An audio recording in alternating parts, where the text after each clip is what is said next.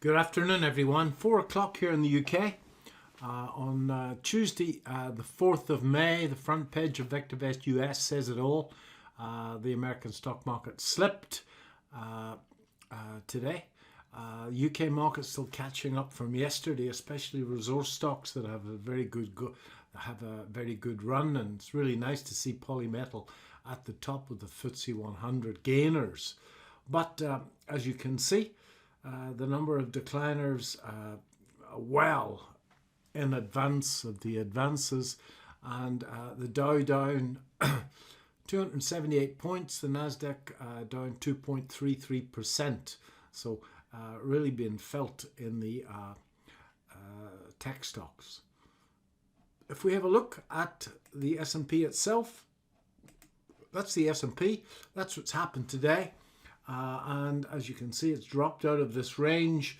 All the moving averages are still positive. It's only got back to the 21-day moving average, so it's hardly the end of the world.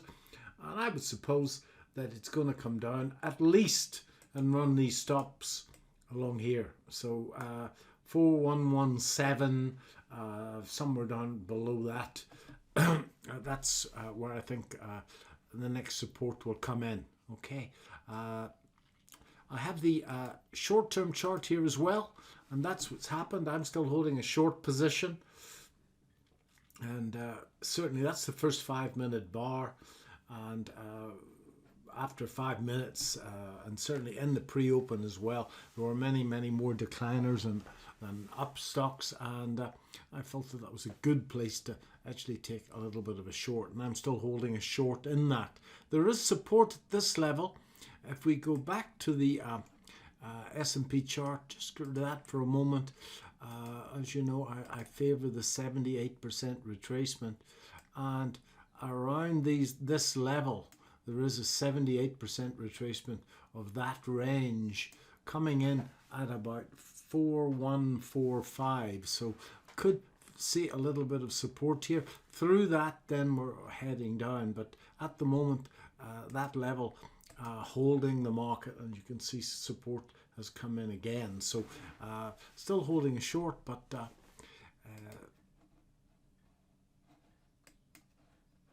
my other positions not looking so good. Horton's up on the day. Applied Materials down. I'll show you the chart in a moment. Apple is down. I got stopped out of apps again. That's twice in a row I've got stopped out of apps. And certainly given back quite a bit of profit in Lulu. And Upstart, I think, is going to be another stop loss as well. So that hasn't performed that well. Let's have a look at Upstart. Still okay. That was my entry point here, and certainly going to come down and run the stops of 2 or 3 days ago. Probably has done that already. So it's not the end of the world here. But I was expecting a much faster move than that, but that's what you get for expecting. Nobody knows what's going to happen next. I bought a little bit of Nucor on Thursday or Friday last week, and it's done quite well. Got in late because there was a really classic spring on this, and if I put volume on, it rose and rising volume, went sideways on falling volume, and then broke out. I got in a bit late as it broke up through here.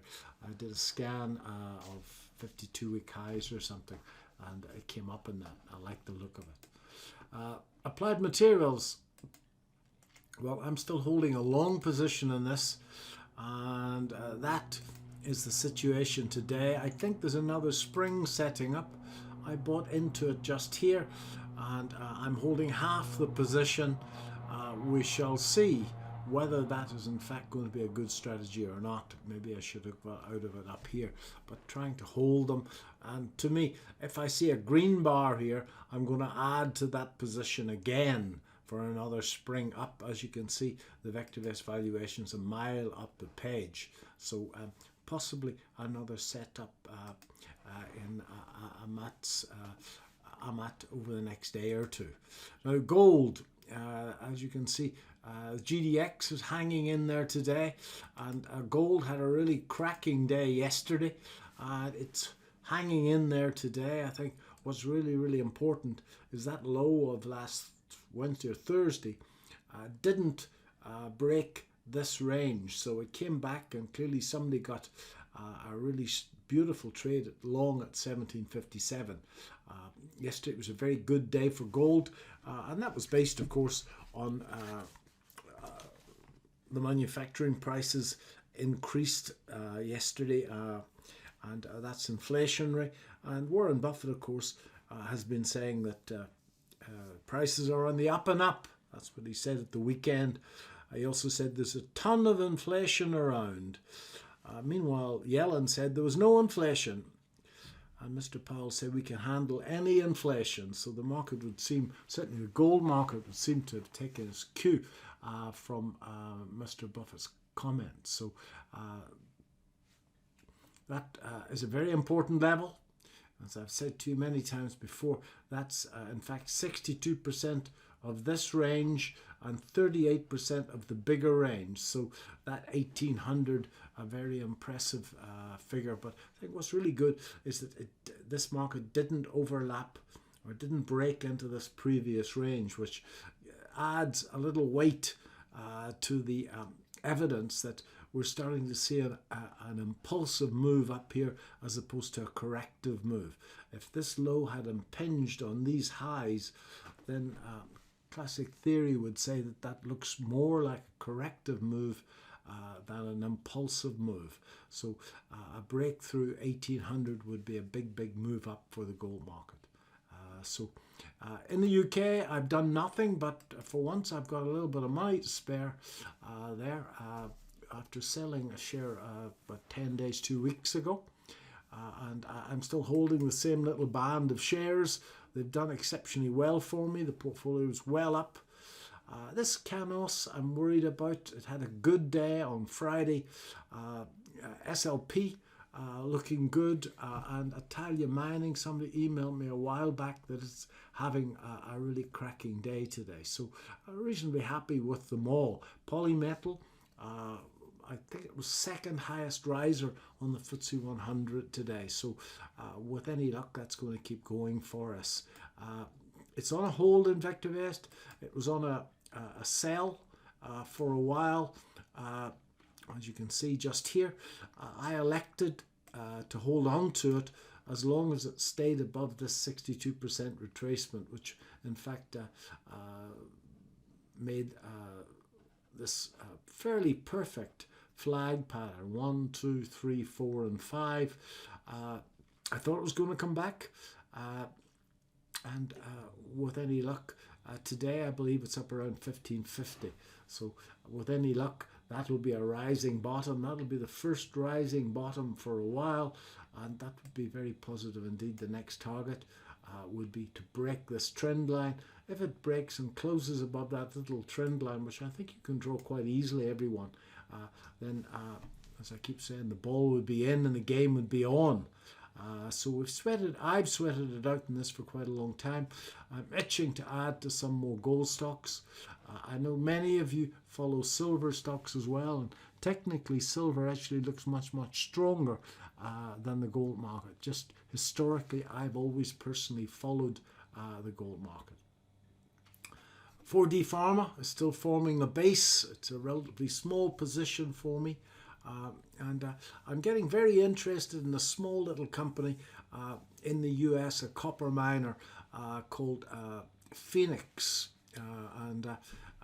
I'll speak about that next Monday afternoon at our VectorVest Q&A. So folks, if we go back as we normally do at the end of these to the American market, very little change, massive down day. But the trend on the American market still up and strongly up, and that low, which is 78% of the last range, there are bulls around, and I assure you that this market can bottom out here.